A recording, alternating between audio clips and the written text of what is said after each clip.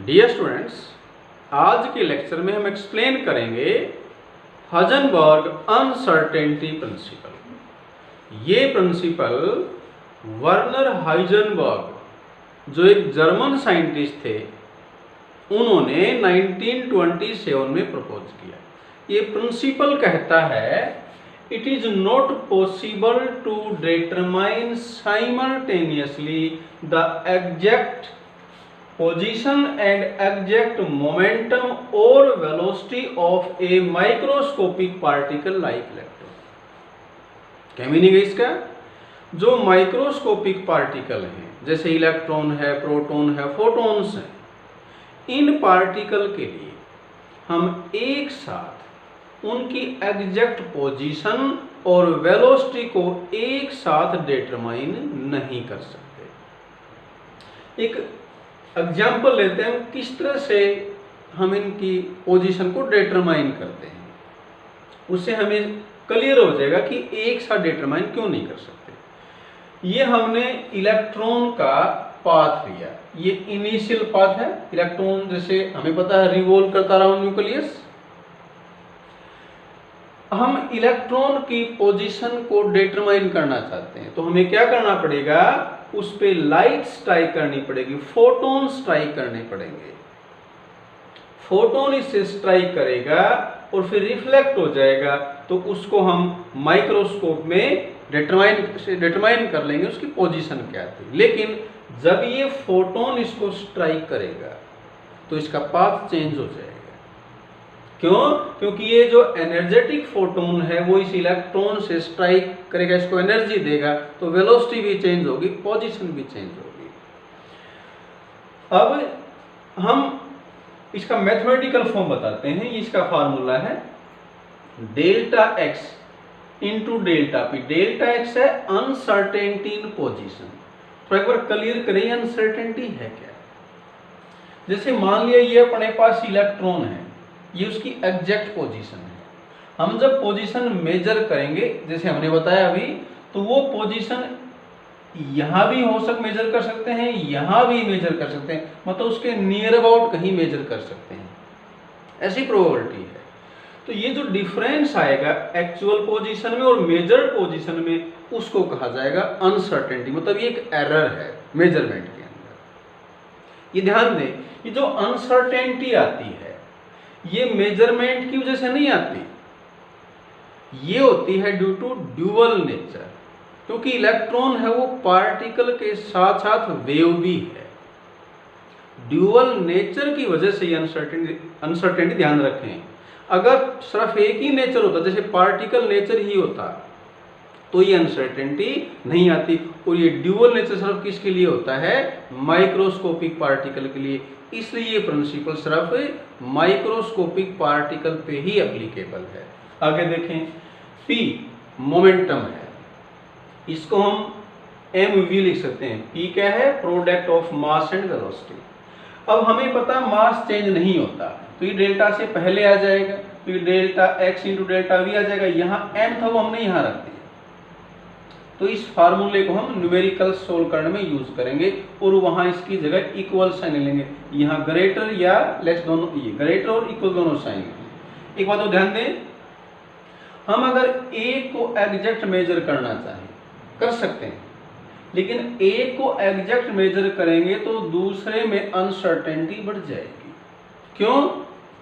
क्योंकि दोनों का जो प्रोडक्ट है वो फिक्स है। ये इस तरह की सिचुएशन है, जैसे मान लिया 4 इंटू 3 इज इक्वल टू 12। अगर हमने 4 को 3 कर दिया तो 3 है वो 4 हो जाएगा, यानी कि दोनों का प्रोडक्ट 12 रहना है। एक को अगर हम कम कर देंगे तो उसके साथ दूसरा बढ़ जाएगा। अब ये प्रिंसिपल ऑफ ऑप्टिक्स कहता है कि जो अनसर्टेनिटी इन पोजीशन है वो इक्वल है, मतलब कम ज्यादा प्लस माइनस होती है किसके? Wavelength of light. ये जो लाइट हमने स्ट्राइक की, इसकी वेवलेंथ अगर कम ले लें तो अनसर्टेनिटी इन पोजीशन कम हो जाएगी। लेकिन अगर हमने वेवलेंथ को कम ले लिया, तो ये हमने डी ब्रोगली इक्वेशन पढ़ी थी कल, तो वहां से देख सकते हैं कि ये अगर हम कम लेंगे तो मोमेंटम बढ़ जाएगा। अनसर्टेनिटी अगर हम वेवलेंथ में कम कर देंगे, पोजीशन में कम कर देंगे, तो किसमें बढ़ जाएगी? मोमेंटम में। यहां से भी कह सकते हैं अगर हमने वेवलेंथ कम ली तो उसकी एनर्जी बढ़ जाएगी। एनर्जी बढ़ने से इलेक्ट्रॉन स्ट्राइक करेगा तो उसकी वेलोसिटी बढ़ा देगा। ये फोटोन अगर ज्यादा एनर्जेटिक है तो इलेक्ट्रॉन से स्ट्राइक करके इसकी वेलोसिटी को बढ़ा देगा। तो अनसर्टेनिटी अगर हम पोजीशन को कम कर दें तो अनसर्टेनिटी इन वेलोसिटी बढ़ जाएगी, यानी कि दोनों का प्रोडक्ट है वो सेम रहेगा।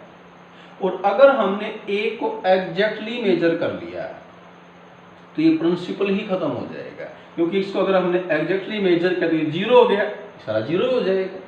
तो दोनों को एक साथ मेजर कर सकते हैं हम, लेकिन उसमें क्या रहेगी? उसमें कुछ एरर रहेगी, उसमें कुछ अनसर्टेनिटी रहेगी।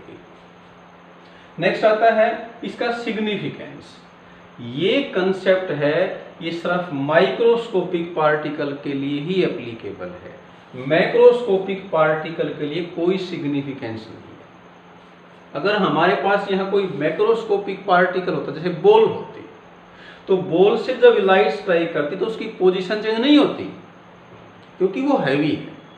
तो मैक्रोस्कोपिक पार्टिकल के लिए हम एग्जैक्टली एक साथ उसकी पोजीशन और वेलोसिटी को डिटरमाइन कर सकते हैं।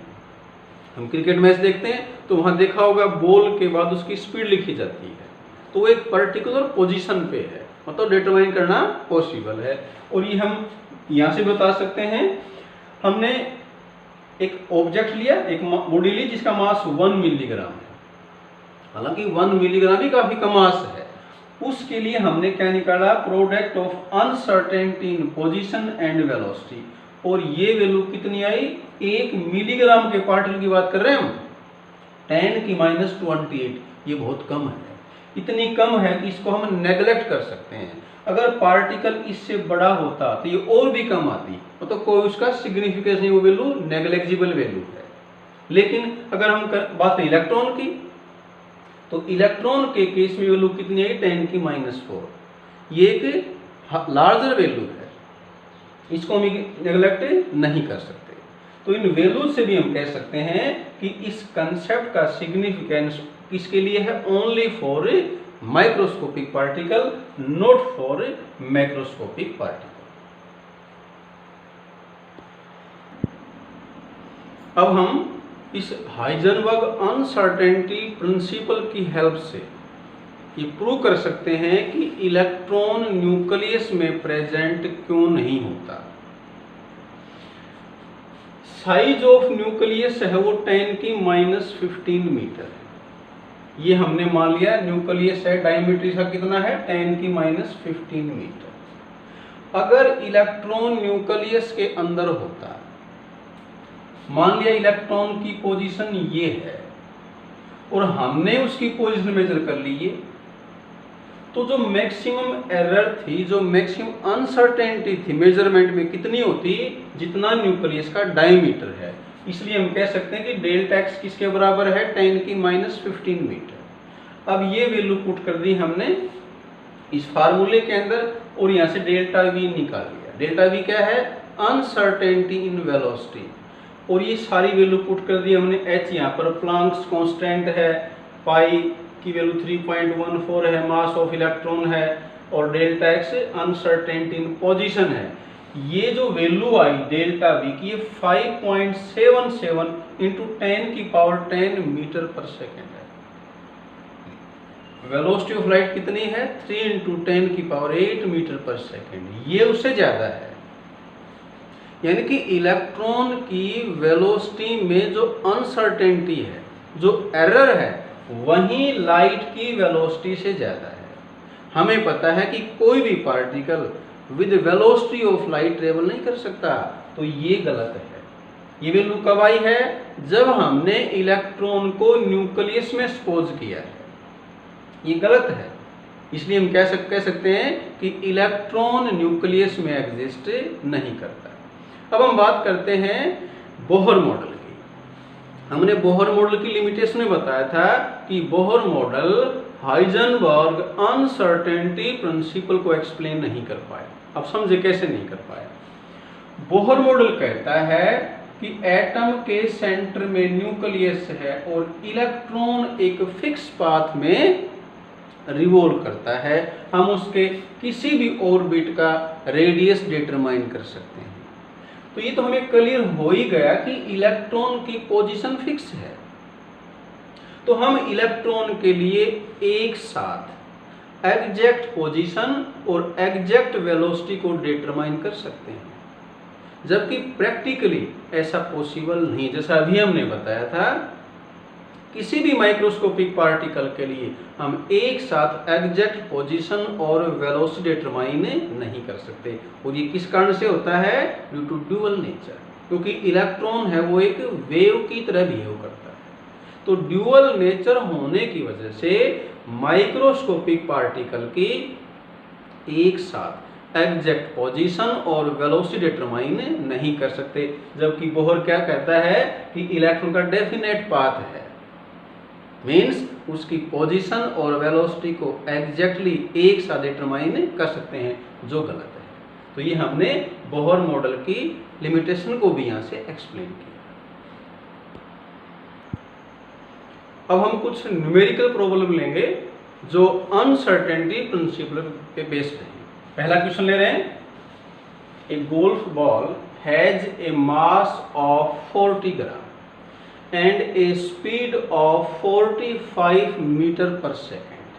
If the speed can be measured within accuracy of 2%, calculate uncertainty in position.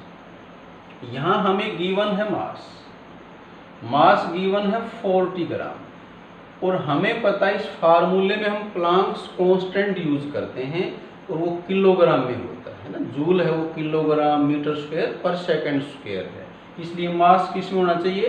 Kilogram में। तो क्या करें, इसको 1000 से डिवाइड कर दें, तो ये 40 × 10⁻³ किलोग्राम आ जाएगा। यहाँ वेलोसिटी दे रखी है 45, और वो मेजर हो सकती है विद इन एक्यूरेसी ऑफ 2%। इसका मतलब ये है कि अनसर्टेनिटी इन वेलोसिटी है वो हम ऐसे डिटरमाइन कर लेंगे 45 × 2%, तो ये अपने पास आ जाएगा 0.9 मीटर पर सेकंड। अब यहां से हम निकाल लेंगे डेल्टा एक्स, और ये फार्मूला हमें पता है delta x into delta we यहां ले आएंगे, तो ये 4πm into delta we value put कर ले। h है 6.626 इंटू 10⁻⁻34 जूल सेकेंड को हम लिख सकते हैं किलोग्राम मीटर स्क्वायर पर सेकंड स्क्वायर, ये जूल है और ये सेकंड, तो यहां से क्या बच जाएगा? सेकंड इनवर्स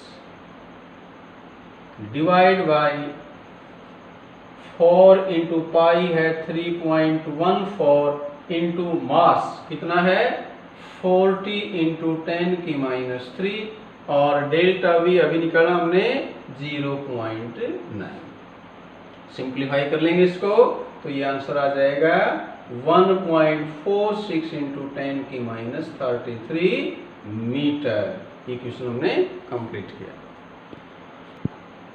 एक न्यूमेरिकल और लेते हैं। इसका न्यूमेरिकल है calculate the uncertainty in velocity of electron if uncertainty in position is of the order of ±10 picometre. क्या गिवन है हमें? Uncertainty in position 10 picometre. Pico किसके बराबर है? 10⁻12 मीटर।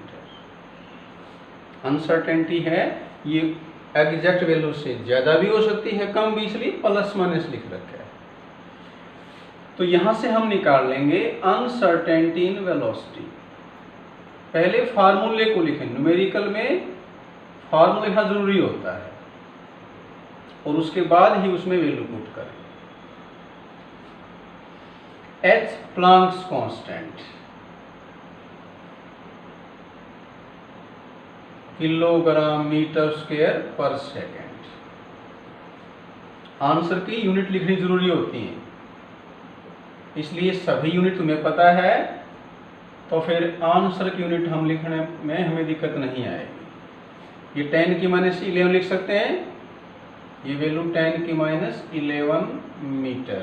तो यहाँ लिख दिया हमने, ये मैंने डेल्टा एक्स पहले लिख दिया 10 की माइनस 11, और मास ऑफ इलेक्ट्रॉन यहाँ लिख रहा हूँ 9.1 इंटू 10 की माइनस 31। ये मीटर में है, ये किलोग्राम में है, तो यहाँ से अपने पास क्या बचेगा, मीटर पर सेकंड। हमें पता है वेलोसिटी किस में आती है, मीटर पर सेकंड में। सभी वैल्यू पुट कर दिया हमने, सिंप्लीफाई कर लेंगे और उसके बाद ये आंसर आएगा 5.76 इंटू 10 की पावर 6 मीटर पर सेकंड। तो ये हमने कंप्लीट किया हाइजेनबर्ग अनसर्टेनिटी प्रिंसिपल। न्यूमेरिकल्स कुछ और अपने आप सोल्व करें और वीडियो को बार बार देखें, उससे हमें कोई डाउट नहीं रहेगा। आज के लिए इतना ही, थैंक यू।